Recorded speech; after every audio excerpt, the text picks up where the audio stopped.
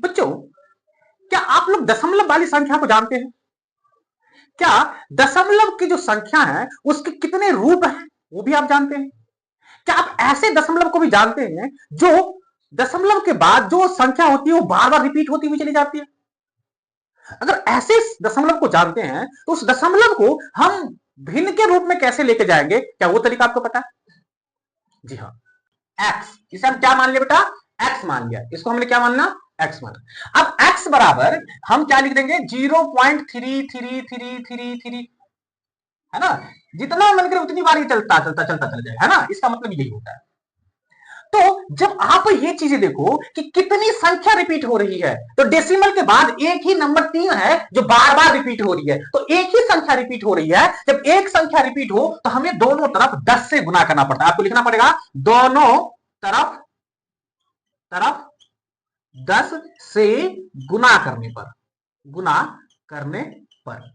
अब बेटा इसको समीकरण 1 मान, है ना? इधर भी आपने क्या करा? 10 से 10 को x से भी गुना कर दिया, और इधर क्या है बेटा? 0.3333 ये चलते हुए चले जा रहे हैं। अब इसको भी आप क्या करो? 10 से गुना कर दो। जब 10 को x से गुना करोगे तो ये तो हो गया बेटा 10x। इससे गुना करने जाएंगे 0.333 को, जो 10 से गुना करने जाएंगे तो ये एक पॉइंट उठ करके इधर चला जाएगा ये।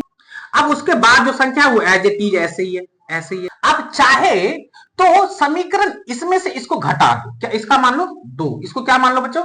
2।